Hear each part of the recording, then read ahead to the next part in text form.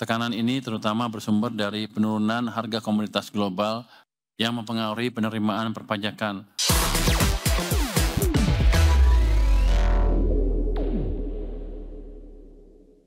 Kementerian Keuangan mencatatkan defisit APBN hingga September 2025 mencapai 1,56% dari produk domestik bruto atau setara dengan 371,5 triliun rupiah. Ya, pelebaran defisit lantaran realisasi belanja negara lebih besar jika dibandingkan dengan penerimaan negara yang masuk.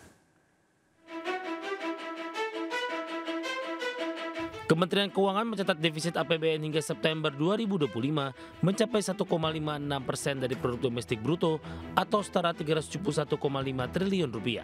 Posisi tersebut melebar jika dibandingkan dengan posisi defisit APBN di Agustus 2025 yang sebesar 1,35% PDB. Menteri Keuangan Purbayudi Sadewa mengungkapkan bahwa pelebaran defisit ini terjadi lantaran realisasi belanja negara lebih besar jika dibandingkan dengan penerimaan negara yang masuk.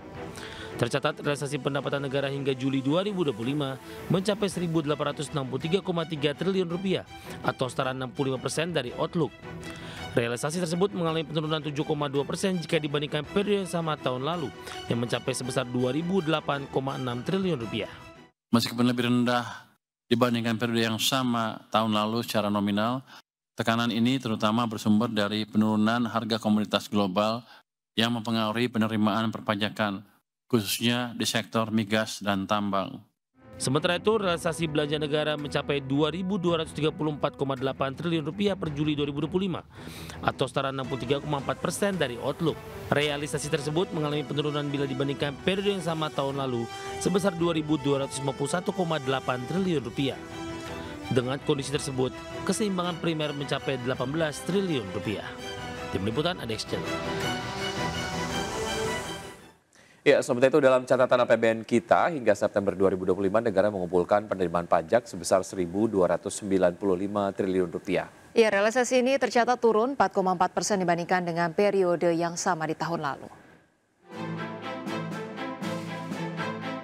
Kementerian Keuangan mencatat realisasi penerimaan pajak hingga September 2025 mencapai 1.295,3 triliun rupiah, turun 4,4% dibandingkan dengan periode yang sama tahun lalu. Realisasi penerimaan tersebut setara dengan 62,4% dari proyeksi penerimaan pajak 2025 senilai 2.076,9 triliun rupiah. Wakil Menteri Keuangan Suhasil Nazara menyatakan bahwa realisasi penerimaan pajak tersebut setara 59,1% dari target penerimaan pajak pada APBN 2025 senilai 2.199,3 triliun rupiah.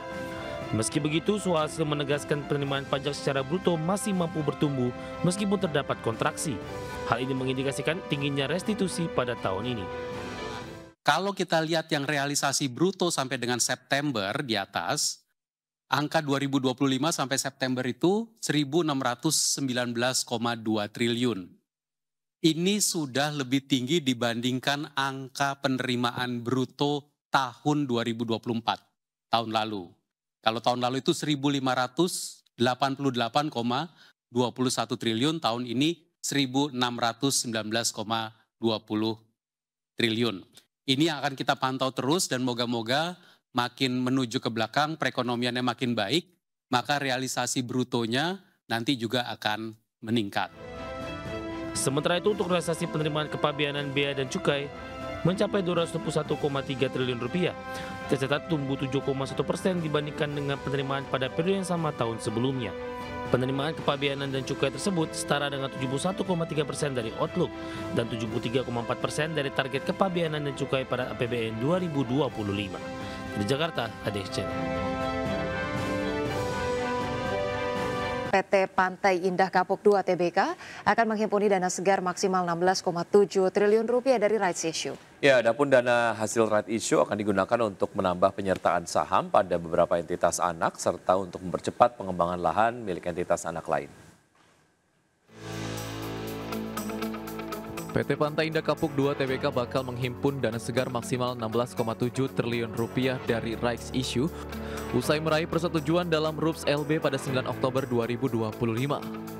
Berdasarkan hasil rapat, para pemegang saham yang mewakili 96,86% total saham dengan hak suara menyetujui penerbitan sebanyak-banyaknya 1,21 miliar saham baru dengan nominal Rp100 dan harga pelaksanaan Rp15.000 per saham.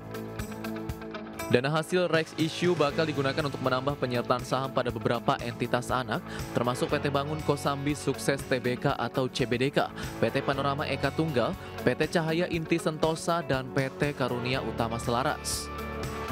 Langkah tersebut menjadi bagian dari strategi memperkuat fundamental bisnis dan mendukung pengembangan kawasan Pantai Indah Kapuk II. Presiden Direktur Perseroan Sugianto Kusuma atau Aguan menyatakan akuisisi CBDK merupakan langkah strategis untuk memperoleh investasi penting seperti Nusantara International Convention Exhibition dan Hotel Hilton Peak 2 Jakarta yang diproyeksikan menjadi sumber pendapatan berulang. Dana rights issue juga akan digunakan untuk mempercepat pengembangan lahan milik entitas anak lain. Berbagai sumber IDX Channel. Ya, emiten pertambangan PT Central Omega Resources Tbk mengantongi lonjakan pendapatan dan laba bersih sepanjang Januari hingga September 2025 sejalan dengan kenaikan produksi perseroan. Ya, berdasarkan laporan keuangan per 30 September 2025, pendapatan perseroan mencapai 1,24 triliun rupiah atau lebih tinggi 29,58% secara year on year. Kemudian laba bersih tercatat sebesar 442,37 miliar rupiah atau melonjak 52,79% secara year on year. Direktur Perseroan Feni Silviani Budiman menyampaikan hasil tersebut merupakan implementasi strategi perseroan dalam menanggapi dinamika pasar. Ia pun menyatakan bahwa perseroan berkomitmen untuk mempertahankan momentum ini dan akan terus berfokus pada penciptaan nilai jangka panjang bagi seluruh pemangku kepentingan.